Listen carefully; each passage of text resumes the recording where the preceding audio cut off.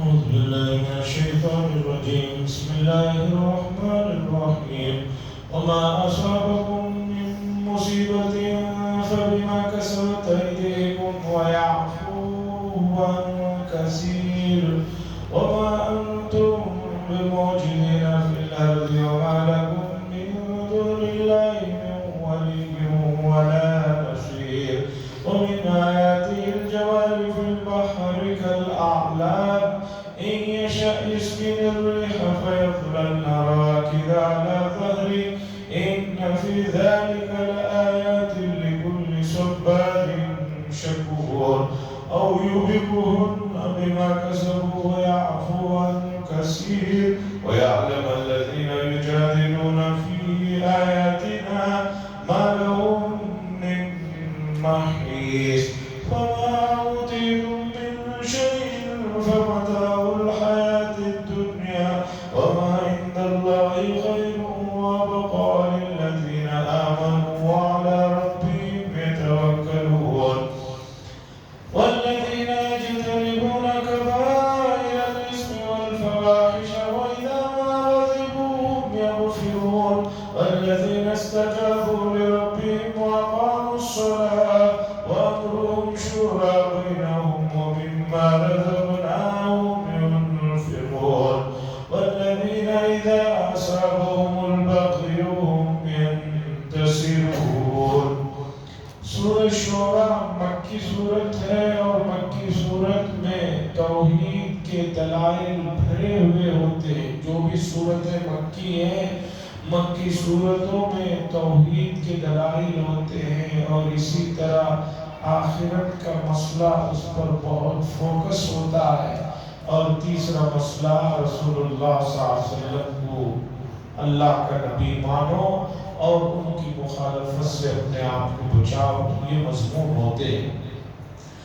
اس سے پہلے زمین و آسمانوں میں اور اس کے درمیان میں جو کچھ ہے اس کا ذکر ہوا. اب آگے اللہ فرماتے ہیں وما اصابکم، اور جو کچھ تمہیں کوئی چیز مصیبت سے پہنچتی ہے، تکلیف مصیبت جو کچھ تمہیں پہنچتی ہے فبما کسبت ایدیکم، یہ تمہارے ہاتھوں کے کرتوتوں کا نتیجہ ہوتا ہے. تمہارے ہاتھوں کے جو گناہ ہیں، چونکہ عموماً ہاتھوں کا استعمال زیادہ ہوتا ہے ورنہ پورا انسان مراد ہے. اللہ فرما رہے ہیں جو کچھ تمہیں مصیبت پہنچے یہ تمہارے بدعمالیوں کا نتیجہ ہے. وَيَعْفُو عَنْ كَثِيرٍ، اللہ فرما رہے ہیں ہم درگزر بہت کر دیتے ہیں. ہر غلطی پر پکڑ نہیں ہو رہی ہے، تھوڑی سی پکڑ ہوتی ہے، ورنہ وَيَعْفُو عَنْ كَثِيرٍ اور بہت کچھ ہم درگزر کر دیتے ہیں. اور اللہ کہہ رہے ہیں مکے کے لوگ کہتے تھے کہ بھائی ہم اگر غلط ہیں تو ہم تو بہت مزے میں ہیں، مکے میں سب کچھ تو ہمارے پاس ہے. جیسے کہ موجودہ زمانے میں بھی وہ لوگ جو اللہ پر ایمان نہیں رکھتے وہ لوگ کہہ رہے ہیں کہ بھئی ہمیں کسی اللہ کو ماننے کی کیا ضرورت ہے، سب کچھ تو ہمارے پاس ہے، پوری دنیا ہماری مٹھی میں ہے. اللہ فرما رہے ہیں یہ کوئی مستقل جگہ نہیں ہے اور تم اللہ کو عاجز نہیں کر سکتے، اللہ کی پکڑ میں آنے سے اپنے آپ کو بچا نہیں سکتے. یہاں نہیں پکڑ ہوئی آگے پکڑ ہو جائے گی. بہت سارے یہ رہتے ہیں، مثال سمجھیے پاسپورٹ آفس میں کبھی آپ نے پاسپورٹ بنانے کے لیے گئے ہوں تو آپ کو معلوم ہوگا خاص طور پر موجودہ زمانے میں 3 مرحلے ہوتے ہیں، اے بی سی. اے میں جو آدمی بیٹھے رہتے ہیں وہ جو کچھ آپ ڈیٹیلز دیتے ہیں اسے لکھتے ہیں اور وہ کر کے آگے بھیجتے ہیں. بی میں جاتے ہیں، بی میں بھی آپ جو ہے آسانی سے نکل جاتے ہیں. لیکن سی میں جاتے ہی جو اصل گورنمنٹ کے آفیسرز ہوتے ہیں اتنی ان کی نگاہ تیز ہوتی ہے کہ احمد کی اسپیلنگ میں یہ کی جگہ کسی میں ای ہے کسی میں یہ ہے، فوراً پکڑ لیتے ہیں. کہتے ہیں چاہیے یہ آپ بولتے نہیں آدھار میں تو ہے سیدھا، آدھار میں ہے تو بینک میں نہیں ہے، بینک میں بھی جا کے کرا کے لائیے. اتنی تیز نگاہ ہوتی ہے، ایک ادھر سے ادھر ڈاٹ بھی اگر آپ کا ہو فوراً پکڑ. لیکن اس کے باوجود بھی بہت سی چیزیں انسان ہے بھول چک ہو جاتی ہے، ان کی نظروں سے بھی چھوٹ جاتی ہے۔ ویسا یہ دنیا آخری تو پڑاؤ ہے نہیں، اس کے آگے بھی دنیا ہے۔ اس لیے اگر کسی کی یہاں پکڑ نہیں ہو رہی ہے، یہاں اسے گرفت میں نہیں آ رہا ہے، تو نیکسٹ گرفت میں آ ہی جائے گا۔ اس لیے یہ کوئی ایسی چیز نہیں ہے کہ جو آدمی حق کا اور صحیح ہونے کا اسے معیار قرار دے۔ وَمَا أَنْتُمْ بِمُعْجِزِينَ فِي الْأَرْضِ، اور نہیں ہو تم اللہ کو عاجز کرنے والے زمین میں۔ زمین میں تم اللہ کو عاجز نہیں کر سکتے، یعنی اللہ کی پکڑ سے تم نہیں نکل سکتے۔ وَمَا لَكُم مِّن دُونِ اللَّهِ، اور نہیں ہے تمہارے لیے اللہ کے علاوہ نہ کوئی دوست اور نہ کوئی مدد کرنے والا۔ آگے اللہ بتا رہے ہیں کہ دیکھو ہماری کیسی کیسی نعمتیں ہیں، اور ہم چاہیں تو تمہیں کیا کچھ کر سکتے ہیں۔ وَمِنْ آيَاتِهِ الْجَوَارِ فِي الْبَحْرِ كَالْأَعْلَامِ، اور اس کی نشانیوں میں سے ہے کہ سمندروں میں پہاڑوں جیسے کشتیاں۔ سمندروں میں آپ نے دیکھا ہوگا پہاڑ جیسی بڑی بڑی کشتیاں ہیں، پانی کے اندر چل رہی ہیں۔ کَالْأَعْلَامِ، پہاڑوں جیسی کشتیاں۔ یشاء یسکنِ الرِّیحَ، اگر اللہ چاہے تو ہواؤں کو روک دے۔ فَيَظْلَلْنَ رَوَاكِدَ عَلَىٰ ظَهْرِهِ، پھر وہ کشتیاں سمندر کی پشت پر کھڑے کی کھڑی رہ جائیں گے۔ اگر ہوا کو اللہ روک دیا، چونکہ ہوائیں بھی اللہ کی قدرت میں ہیں، ہوائیں کوئی اللہ کے قابو سے باہر کی چیزیں نہیں ہے، اگر ہواؤں کو اللہ روک دے تو کشتیاں سمندر کے اوپر پشت پر کھڑے کی کھڑی رہ جائے۔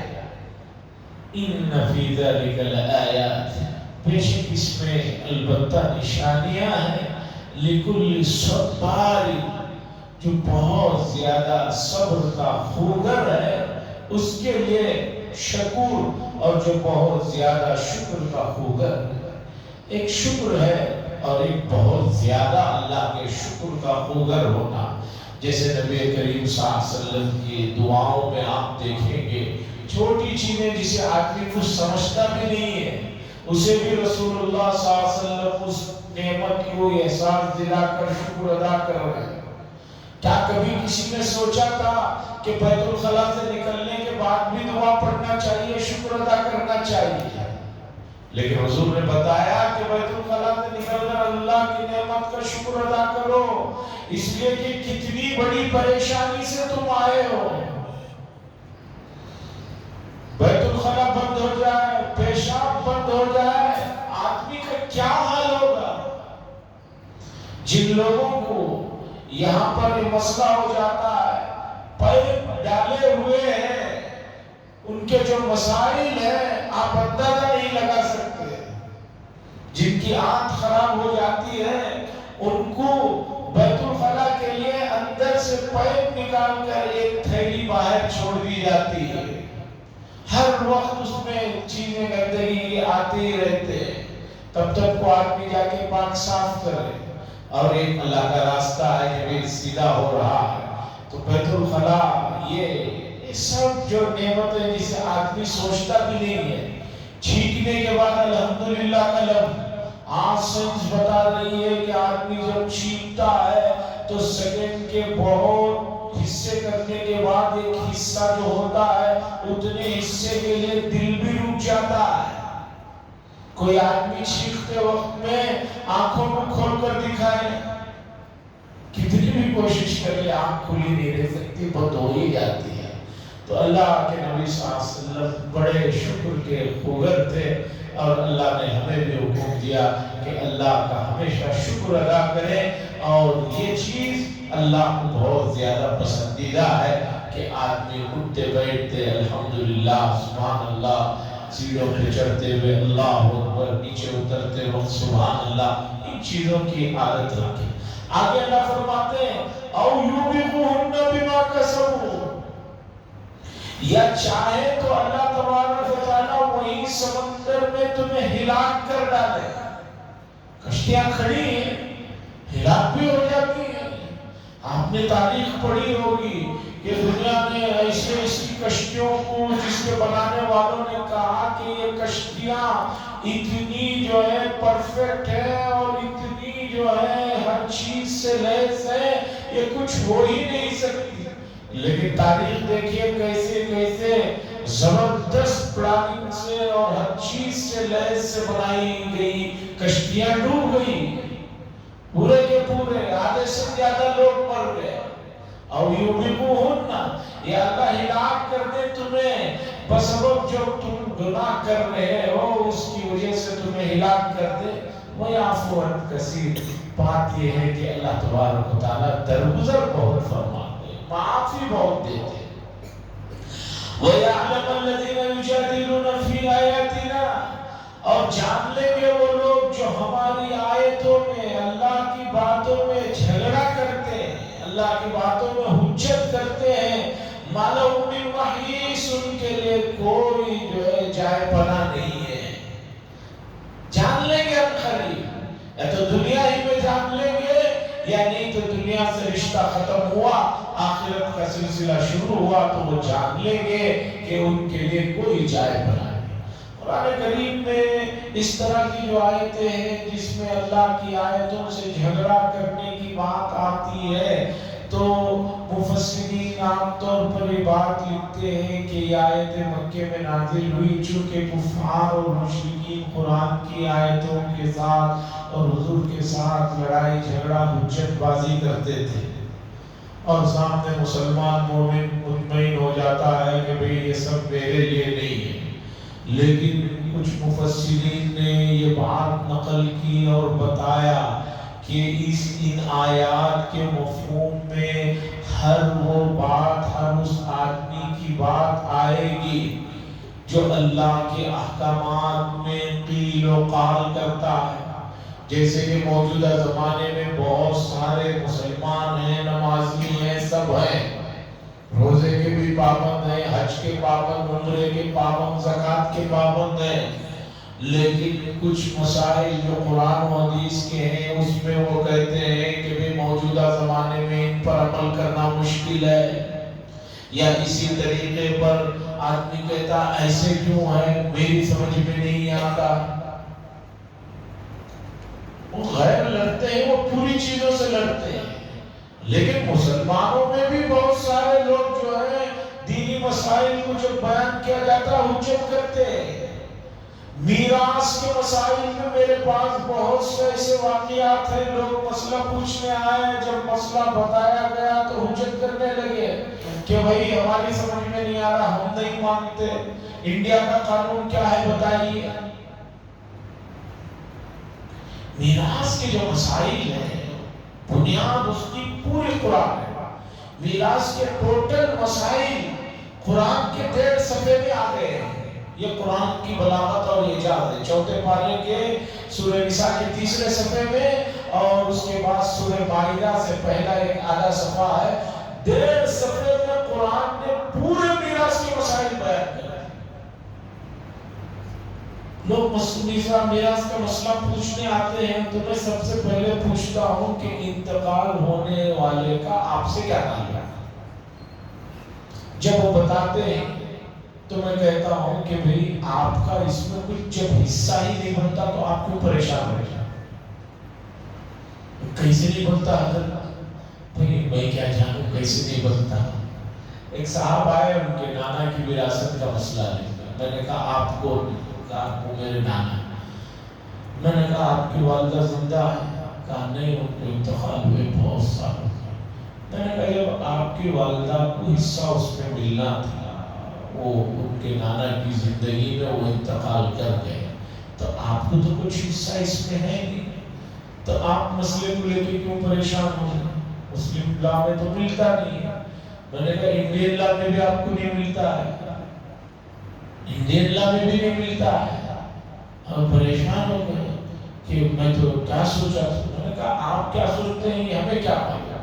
تو یجادلون فی آیات، پردے کا مسئلہ ایسا ہے کہ اس پر اگر کچھ بولا جائے لوگ ناراض ہو جاتے ہیں، پردے کے مسئلے میں بھی اگر کوئی آدمی قیل و قال کرتا ہے، کسی بھی مسئلے میں قیل و قال کرتا ہے جو قرآن و حدیث کے مسائل ہیں، تو وہ اللہ کی آیتوں میں جھگڑا کر رہا ہے۔ اس لیے آپ کو شریعت کا کوئی حکم نہ سمجھ میں آئے اور آپ سمجھنا چاہتے ہیں تسلی کے لیے اس کے پیچھے کی لاجک کیا ہے، دلیل کیا ہے، اور اس کے پیچھے کی غرض و غایت کیا ہے، وہ آپ کا حق ہے، آپ سمجھ سکتے ہیں۔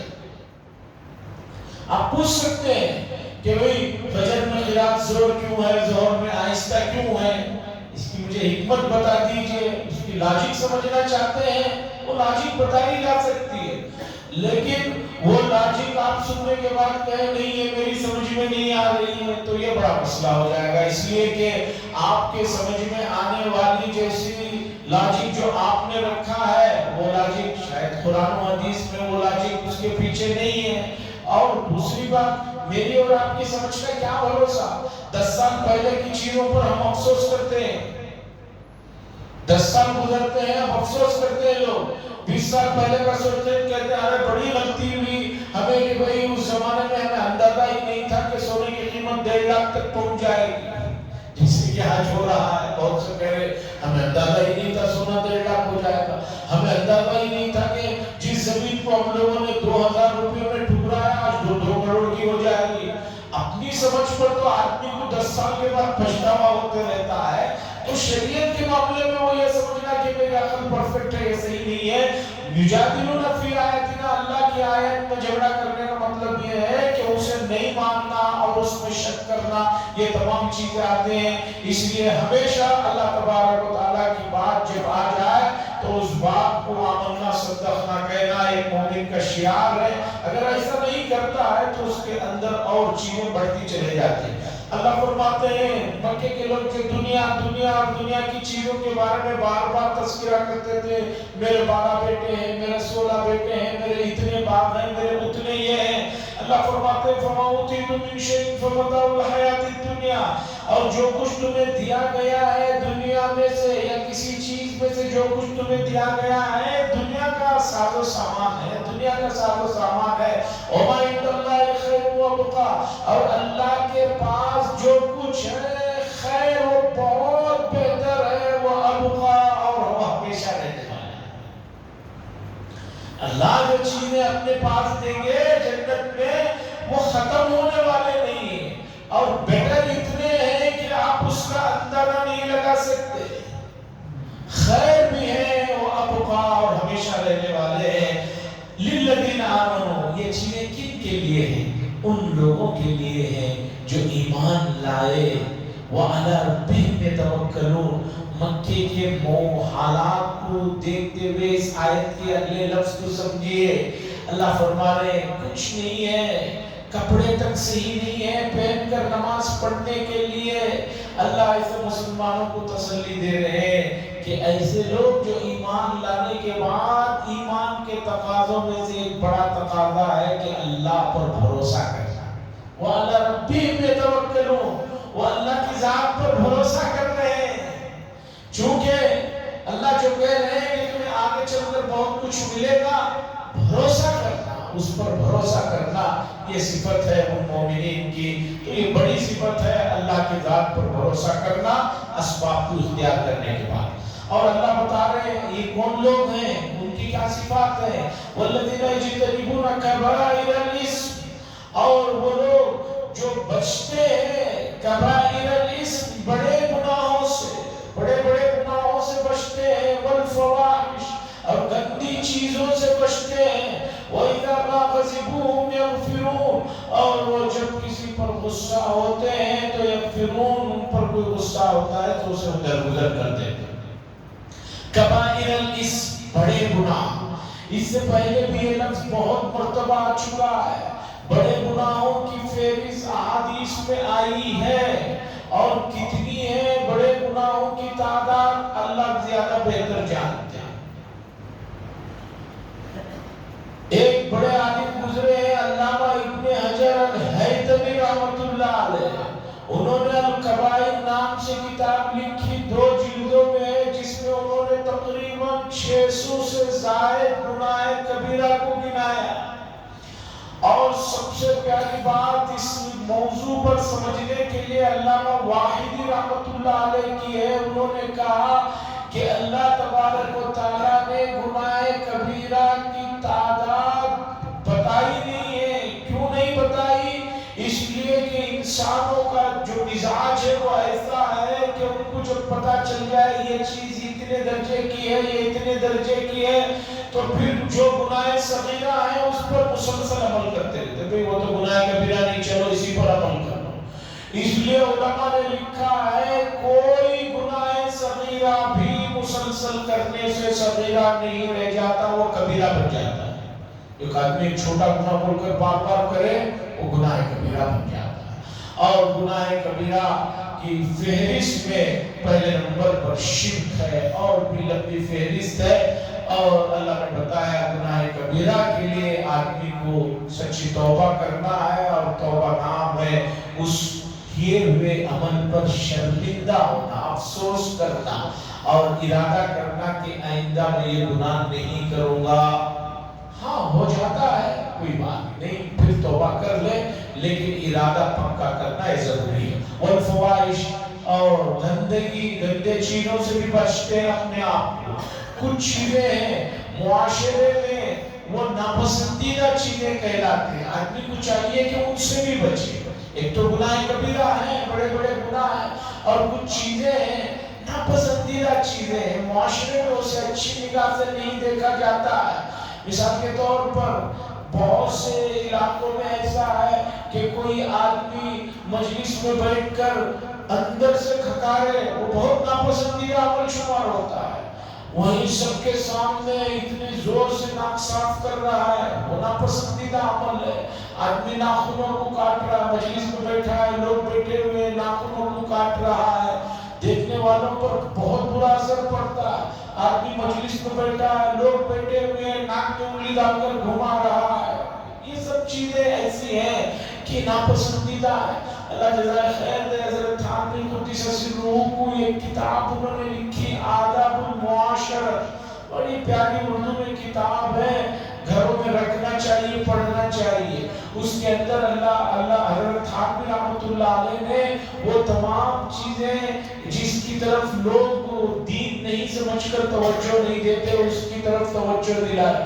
مثال طور پر ایک آدمی حمام سے بیت الخلا سے نکل رہا ہے، نکلتے ہوئے جو ہے ناڑا باندھتے ہوئے آ رہا ہے، کپڑے اوپر کے اٹھے ہوئے ہیں. یہ سب چیزیں ناپسندیدہ ہیں. آدمی کو کس سلیقے سے رہنا چاہیے، معاشرے میں کیا آداب ہے، ان چیزوں کا پاس و لحاظ رکھا. جہاں پر کچھ لوگ ہی ایسے ہیں جیسے افریقہ کے بعض ملک ہیں، وہاں اوپر کا آدمی کوئی کپڑا ہی نہیں پھرتا، ننگا ہی پھرتے رہتا ہے جیسا اور بھی ہمارے بارش کے. وہ الگ مسئلہ. ایک مہذب معاشرے میں ایک آدمی آپ سے ملنے آیا ہے، آپ ننگے صرف تولیہ باندھ کر باہر آ جائیں. یہ معاشرے میں ناپسندیدہ چیزیں ہیں جس سے سامنے والے پر ایک برا اثر پڑتا ہے، اسے ایک گھن ہوتی ہے، تکلیف ہوتی ہے. ان تمام چیزوں کا بھی پاس لحاظ کرو. اذا ما غضبوهم، اور جب ان پر کوئی غصہ ہوتا ہے یغفرون، درگزر کر دیتے ہیں. والذین استجابوا، اور وہ لوگ جنہوں نے ان کے رب کی بات کو سنا، واقاموا الصلاۃ، اور نماز کو قائم کیا. کلمہ پڑھا، نماز قائم کی. اب نماز کی بات ہی لوگ کرو تو جو ہے ذرا آگے پیچھے ہو جاتے. نماز کے سلسلے میں لوگوں کو کوئی زیادہ بات کہو ناراض ہو جاتے، کہتے ہیں حضرت ہم نے کوئی گناہ کیے ہیں جو نمازیں آ کر پڑھے. ارے آدمی سمجھ ہی نہیں رہا ہے کہ نماز چھوڑنا خود کتنا بڑا گناہ ہے. نماز چھوڑنا، قضا کرنا ہی کتنا بڑا گناہ ہے، اور چھوڑ دینا تو وہ اور بڑا گناہ ہے. اور آدمی پوچھتے ہیں کہ حضرت ہم نے کون سے گناہ کیے ہیں کہ نمازیں پڑھیں، آ کر تہجد پڑھیں، اشراق پڑھیں، اوابین پڑھیں. ارے بھئی نماز پڑھنا خود بہت بڑا مسئلہ ہے، چھوڑنا بہت بڑا گناہ ہے. وَأَمْرُهُمْ شُورَىٰ، اللہ نے فرمایا اور ان کے معاملات آپس میں رائے مشورے سے طے ہوتے ہیں. اس سورت کا نام میں نے شروع میں بتایا تھا شورا ہے. اس سورت کا نام ہے سورۃ الشورى، شورا کے معنی ہے آپس میں رائے مشورہ کرنا۔ اللہ کہہ رہے ہیں کہ مومنین کی صفات میں یہ بھی ایک اعلیٰ صفت ہے کہ وہ آپس کے معاملات کو رائے مشورے سے طے کرتے ہیں۔ وَمِمَّا رَزَقْنَاهُمْ يُنْفِقُونَ، اور جو کچھ ہم نے ان کو دیا ہے اس میں جو ہے وہ خرچ کرتے ہیں۔ مشورے کی بڑی اہمیت ہے۔ رسول اللہ صلی اللہ علیہ وسلم کو دیکھیے، بڑے معاملات میں، جنگی معاملات میں، قیدیوں کے معاملات میں، حتیٰ کہ ازواج مطہرات کے معاملات میں آپ نے صحابہ سے مشورہ کیا۔ اللہ کے رسول صلی اللہ علیہ وسلم کے پاس تو ڈائریکٹ جبریل آتے ہیں، آپ کو کوئی مسئلہ ہی نہیں، لیکن امت کو تعلیم دینے کے لیے مشورہ کیا۔ ابراہیم علیہ السلام نے بیٹے سے مشورہ کیا تھا، اسماعیل علیہ السلام سے، کہ بیٹا میں نے خواب میں دیکھا آپ کو ذبح کرنا۔ حضرت سلیمان، حضرت داؤد، انبیاء کے واقعات دیکھیے، انبیاء نے ہمیں تعلیم دی کہ مشورہ کیا جائے، اور مشورہ یہ ہے کہ بھئی آپس میں کوئی اہم امور پیش آ جائے، اس سلسلے میں بیٹھ کر رائے مشورہ کرنا، اللہ کا نام لے کر شروع کرنا، دین کا مسئلہ ہو یا دنیا کا ہو، یہ اس میں خیر و برکت ہے۔ ان معاملات میں رائے مشورہ نہیں ہوگا جو شریعت سے متعین ہے۔ یہ بھی سنیے، آدمی اس میں کوئی مشورہ کرنے نہ بیٹھ جائے کہ بھی آج ظہر کی نماز پڑھیں گے، کیا کریں گے، اس سال رمضان گرمی میں آ رہا ہے کیسا کریں، گرمی کو دسمبر کو پھیل دیں، چلو آپس میں بیٹھ کر رائے مشورہ کر لیں۔ جو چیزیں شریعت میں متعین ہیں اس میں رائے مشورہ نہیں، طریقے کار ہے۔ ایک آدمی اس میں مشورہ نہیں کر سکتا کہ میں حج کروں یا نہ کروں، ہاں اس میں رائے مشورہ طے کر سکتا ہے کہ میں ٹور سے جاؤں یا حج کمیٹی سے جاؤں، جہاز سے جاؤں، پلین سے جاؤں، یا سائیکل میں چلا جاؤں، یا چلنے پر چلا جاؤں، اس میں مشورہ ہو سکتا ہے۔ ایک آدمی اسی طرح جو کام گناہ کے متعین ہے اس میں بھی مشورہ نہیں کر سکتا کہ میں نے یہ طے کیا ہے آج جو ہے رات میں چوری کرنا ہے، اب بتاؤ اسے محلے میں کروں تو ٹھیک رہے گا۔ حرام کاموں میں کوئی مشورہ نہیں ہے۔ جائز امور میں بعض مرتبہ طریقہ کار میں مشورہ ہوتا ہے، اس میں اجازت ہے، یہ سمجھ لے۔ کوئی آدمی بات میں یہ نہ کہے حضرت تو بتائے تھے رائے مشورہ میں خیر ہوتا ہے، ہم لوگ رائے مشورہ کر کے ہی رات میں نکلے تھے لوٹنے کے لیے محلے کو اور پکڑے گئے۔ چوریاں بہت ہو رہی ہیں محلوں میں، ہمارے اپنے سب محلوں میں چوریاں ہو رہی ہیں، اور بعض تو بہت ہلکے درجے کی چیزوں کی بھی چوری کرنے پر تلے ہوئے، پیٹرول چوری کر رہے ہیں گاڑیوں سے، اور گھروں کے اوپر وہ جو لوہے کا ایک رکھا ہوتا ہے بھیڑ کا، وہ اٹھا کر لے کر چلے جا رہے ہیں۔ لوگ یہ تو دیکھ رہے ہیں چوریاں ہو رہی ہیں، یہ چوریاں کیوں ہو رہی ہیں، اس کے پیچھے کے ریزن یہ ہے کہ محلے میں بڑے نہیں، بالکل ابتدائی جو ابھی نوجوانی کے موڑ میں قدم رکھنے والے ہیں، ان بچوں کو گندگیوں کی اور نشے کی لت لگ گئی ہے، بیٹریاں گاڑیوں کی چوری کر لے رہے ہیں۔ یہ سب جو ہو رہا ہے یہ نشے کی لت ان کو یہاں پر لائی ہوئی ہے۔ تو شریعت یہ چاہتی ہے کہ جو چیز بنیاد ہے اسے جان کر اسے ختم کیا جائے، باقی چیزوں خود بخود آ جائیں گی۔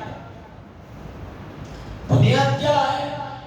دینی تعلیم کا فقدان، اور معاشرے میں صحیح چیزوں کے لیے ان پر جو اہمیت نہ دینا، اور ان کو نہ بتانا کہ یہ چیزیں جو ہے صرف تمہارے لیے نہیں پورے معاشرے کے لیے کرتے ہیں، اس پر جو ہے کام کرنے کی ضرورت ہے۔ اور یہ سوچ کر کہ بھئی ہمارے بچے محفوظ ہیں، ہم نہیں رہ سکتے اس لیے کہ آگ لگی ہے تو جو ہے آگے تک پھیلے گی۔ تو عزیزان گرامی، وَأَمْرُهُمْ شُورَىٰ، اللہ نے فرمایا ان لوگوں کا معاملہ، ان مومنین کا یہ ہے کہ وہ آپس میں رائے مشورے سے کام کرتے ہیں، اور وَمِمَّا رَزَقْنَاهُمْ يُنْفِقُونَ، اور جو کچھ ہم نے ان کو دیا ہے اس میں سے خرچ کرتے ہیں۔ اس لیے جو کوئی آدمی خرچ کرتا ہے تو وہ یہ نہ سوچے اپنا خرچ کر رہا ہے، بلکہ اللہ کے دیے ہوئے مال میں سے خرچ کر رہا ہے. قرآن بار بار یہ لفظ کہتا ہے وَالَّذِينَ إِذَا أَصَابَهُمُ الْبَغْيُ هُمْ يَنتَصِرُونَ. اور وہ لوگ ہیں جب ان پر کوئی زیادتی کرتا ہے, کوئی ظلم کرتا ہے, هُمْ يَنتَصِرُونَ, وہ اس کا دفاع بھی کرتے ہیں. شریعت میں دفاع کی بھی اہمیت ہے. شریعت میں ظلم سہنے کا ہی مسئلہ نہیں ہے کہ بھی معاف کرو ظلم سو نہیں. ہم ينتصرون, وہ اپنا دفاع بھی کرتے ہیں. جب ان پر کوئی زیادتی کرتا ہے تو دفاع کرتے ہیں, اور دفاع کرنے کے لیے آدمی کو دفاع کی پوزیشن میں آنے کی ضرورت ہے. اور دفاع کی پوزیشن یہ ہے کہ ذہنی اعتبار سے ہم اپنے بچوں کی ایسی تربیت کریں کہ جس میں ان کے لیے جو ہے ہمت اور استقلال کا جذبہ ہے. ماں باپ بچوں کو بچپن میں جو ہے سلانے کے لیے, کھلانے کے لیے کبھی اس کا ڈر, کبھی اس کا ڈر, کبھی بلی کا ڈر, کتے کا ڈر, اس کا ڈر دکھا کر بچوں کو بزدل بنا دیتے ہیں. تھوڑا سا بجلی چلے جائے بچے کانپنے لگتے ہیں. اب تو حالت یہ ہے کہ اگر 10-15 منٹ کے لیے کوئی ایسا سسٹم ہو جائے جیسے کہ 2 سال پہلے جو ہے 15 منٹ کے لیے بجلی بتی گل کا نظام کیا گیا تھا, لوگ پریشان ہو گئے تھے. اور ہمیں سے جن کی عمر 50-60 سال کی ہے وہ لوگ جانتے ہیں کہ بھئی وہ زمانہ وہ بھی دیکھے حمدہ کے شہر میں کہ بجلی ہی نہیں ہوتی تھی, کلومیٹر تک چلے جاتے تھے. روڈوں کے بلب اثر میں ڈالتے تھے, رات میں 11 بجے سے لکھتے تھے ٹیوب لائٹ کو. میں اپنے شہر کی بات بتا رہا ہوں, وہ جو ٹیوب لائٹ ہوتے تھے اثر کو آ کر وہ جو ہے وہ کرنٹ والا آن کرتا تھا, اور وہ پھوک اس طرح ہوتے جب ہم لوگ سو جاتے وہ 11 بجے 12 بجے کا بیان ہوتے, پھر صبح کو آف رہتے, تو کبھی روشنی دیکھنے کا ہی موقع نہیں ملا. اب تو اتنی روشنی ہے کہ حقیقی روشنی کا ہمیں پتہ ہی نہیں ہے. 14ویں رات کا چاند کب آتا ہے جاتا ہے اپنے سے بچوں کو معلوم ہی نہیں ہے. ستاروں کا کوئی علم ہی نہیں ہے. ایک زمانہ وہ تھا کہ نانی دادی اور بوڑھی عورتیں بچوں کو آسمان میں دکھا کر وہ 40-50 ستاروں سے ہی ان کو بڑا کر دیا. آج اس طرح کے ڈراؤنے گیمز بچے کھیلتے ہیں, ہرر گیمز کھیلتے ہیں, ہرر وہ جو ہے چیزیں دیکھتے ہیں. دیکھنے کے بعد ان کے اندر بچپن ہی سے ڈر بیٹھ گیا ہے, تو آگے چل کر جو ہے ان کے اندر ہمتوں والا جذبہ نہیں ہوگا. قرآن کہہ رہا ہے کہ جب ان پر ظلم ہوتا ہے تو اس کا دفاع کرتے ہیں. ظلم ہوتا ہے, ظلم کرتے نہیں ہیں, کوئی ان پر ظلم ہوتا ہے تو دفاع کرتے ہیں. دفاع کے لیے ذہنی اعتبار سے بھی دفاعی صلاحیتوں کا امت کے اندر ہونا ضروری ہے. اللہ سے دعا فرمائے اللہ تعالیٰ سنی ہوئی باتیں اور اس کے تقاضوں پر عمل کرنے کی توفیق نصیب فرمائے. پھر ایک مرتبہ جن لوگوں نے سروے نہیں کرایا ہے یا آپ ایسے گھروں کو جانتے ہیں جنہوں نے نہیں کرایا, ان کو فون کر کے کہتے ہیں مسجد میں آئے ہوئے ہیں, آدھار اور کرنٹ کی بل یہ دو جو ہے کمپلسری ہے. اور اگر کسی کے پاس راشن کارڈ مکمل اپڈیٹ ہے, 20 سال پہلے کا بنا ہوا نہیں, تازہ اپڈیٹ راشن کارڈ ہے تو بہت آسانی سے بہت جلدی کام ہو جاتا ہے. اگر کسی کا راشن کارڈ اپڈیٹ نہیں ہے اور گیس لینے کے لیے 20 سال پہلے بنائے تھے, ان کے لیے پھر آدھار اور کرنٹ کی بل دو لے کر آ جائے. اور جس نمبر کو آپ نے آدھار میں درج کرایا ہے وہ نمبر چالو ہونا چاہیے, اس لیے کہ اس میں OTP آتی ہے, اس سے ہی مسئلہ حل ہوتا ہے. وآخر دعوانا الحمدللہ رب العالمین. لقد حمد و شکر اللهم صل على سيدنا شفيعنا حبيبنا مولانا محمد وسلم. اللهم انت السلام ومنك السلام تبارك يا ذا الجلال والاكرام. صلى الله تعالى وسلم على خير الخلق محمد وعلى اله وصحبه اجمعين.